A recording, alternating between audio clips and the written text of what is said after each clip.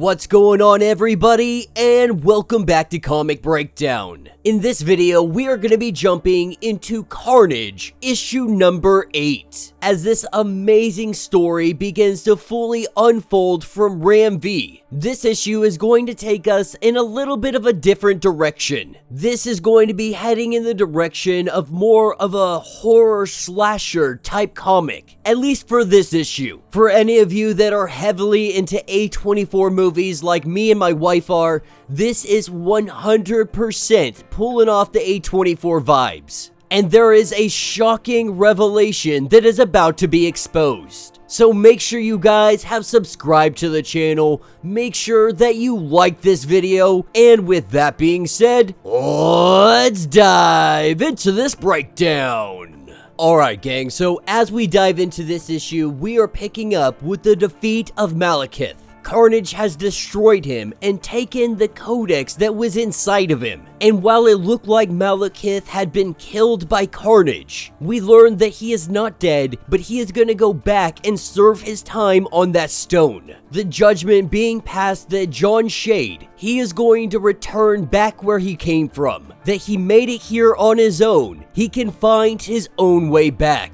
That is what brings us over to Kenneth Neely, the serial killer, and Carnage. When Kenneth asks what that thing is in your hand, Carnage lets it be known that it is a codex. That each time a symbiote bonds with a host, it leaves behind a part of itself. A unique signature, a memory of their time bonded together. The host is forever changed, even after parting, much as a symbiote carries the inner workings of their bonded host. And in essence, they are haunted by one another. This is what takes us over to that orphanage, the one that we know so very well, the once home to Cletus Cassidy. Now this orphanage, it is long closed. Many of the locals, they believe this to be nothing more than a haunted place at this point. The word is that anybody that goes inside, they never come back out. This is where we have an individual coming in with their cell phone on live, and they are recording everything that is ongoing. This guy's name is Scott Rawson. He is here at the orphanage to figure out if the legends are true or not. From what he has been told by legend, is that you enter the house, you spend the night walking through, and you come out the other side with some sort of unimaginable treasure. But they say that nobody has survived the lonely house. Or at least, that is how the story goes. With Scott making his way inside, phone up and online. He goes inside. On the wall there is writing that says, "Time to put some skin in the game."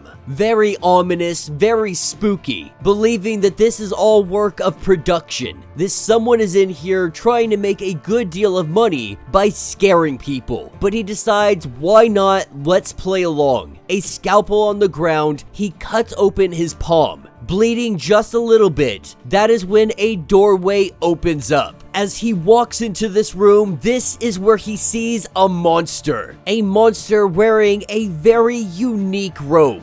One that Scott recognizes. It appears that his father had one very much like this. At this point, it does freak him out a little bit, with everybody in the chat on his phone asking what is on the plate. That is where we see half of a face that is currently on this plate. On the wall, it says, "Feed the man some face to eat." This monster getting up and grabbing the scalpel. There is a bloody scream. At this point, Scott appears to be injured, going into another room. This is where we see Cletus Cassidy, and he asks him one question. It was the robe, wasn't it? As he goes on to elaborate, saying that Scott came here to his house. He would have left like all the others the moment he asked for another piece of flesh, but it was the robe. He wants to know how, elaborating that he is just an orphan boy who grew up here in this place, that he has been to many places since. He has seen beyond these worlds. He has been tethered and bound and stitched with things far beyond Scott's understanding.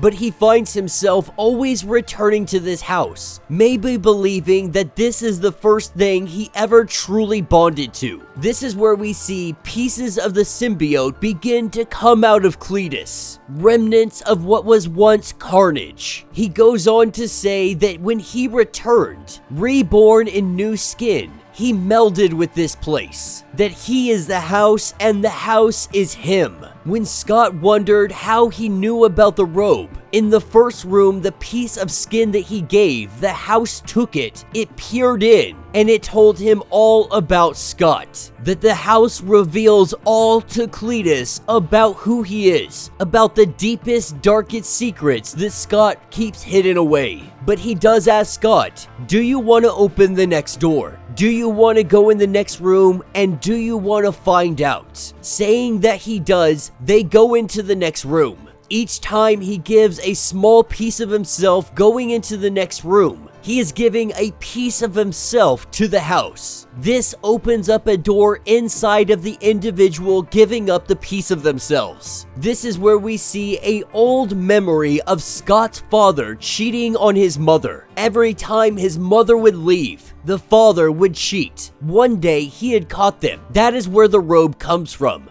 A memory of his father cheating. Cletus going on to say that this house is endless. This is an endless place of interior that goes on for as long as your memory does. The only question is how many pieces of yourself are you willing to give up? Each door that he opens, he has to give up more pieces of himself. But he does tell Scott that if you wish to leave, he opens up a door that will lead him to the outside. That he has a choice. He can leave anytime he chooses. But the truth is, no one is going to believe anything that you have said about this night. Outside there, you're just a boy who discovered his father cheated on his mom. Outside there, Scott Rawson only grew up in another cliche who bullied others. The truth is, your life is small, it is boring, and it is relatively unimportant. That is when Scott, he takes his phone, he chucks it into the yard. Cletus had originally taken it from him, but he gave him the option to take it and leave. This is when Scott says that you told me you left. You told me that you have been outside of this house and outside of there. He finds it hard to believe that Cletus never found anything in all existence that could keep him there. He does say that once he found somebody he was inseparable from. They were almost gods. But it can change you. That kind of power can change your perspective on everything. But we know that he left him. Carnage left to see if he could go face this on his own. Sometimes he does wonder what kind of carnage they could be up to, but he knows that Carnage is eventually going to see the twinkles in the sky are only the ghosts of dead stars, that there is nowhere in all of existence that is more beautiful, more real than his interior, than inside this house, that here, right here still, as he crafts a reality of his own making, he can choose to be God. And that will be the end of this issue. So let me know what you guys think down in the comments. Definitely one heck of a fun issue, probably my favorite issue so far of this run. But to do a quick summarization, so far we have Cletus Kasady Codex, who is attached to John Shade. We have Carnage, who is no longer attached to Cletus, but his own entity. And then we have Cletus Kasady. He is out here and he seems to have some kind of symbiote still attached to him, more than likely a piece of Carnage. But more than that, he is really combined with this house. This is his own house of horrors, where the innocent come in, but they never leave. Because the truths that they show them, it is more honest than anything they have ever experienced. On the outside of this house, they try to pretend. They try to act. They live as society tells them they should. But inside this house, everything is stripped away down to its bare nakedness. The true revelations, the absolute truths are shown to them.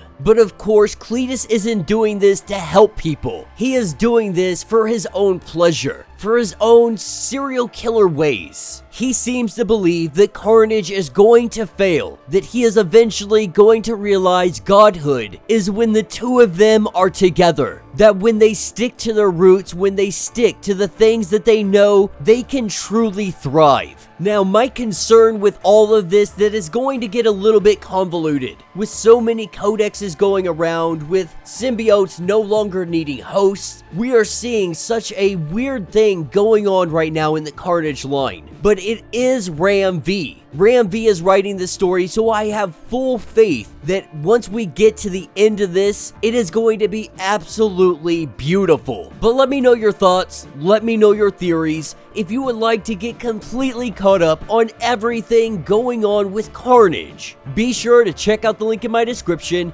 as well as the top of this video. It is gonna get you completely caught up on everything going on with this series. If you would like to support the channel, you can always do so by joining the channel membership. Much like Patreon having 5 different tiers, from $1 to $50, from loyalty badges to getting free comics every single month. Not only does this help out the channel tremendously, but you are getting tons of perks in the process. Now, if you are unable to do this, do me a favor, subscribe to the channel, like this video, hit that notification bell, and with that being said, until the next breakdown.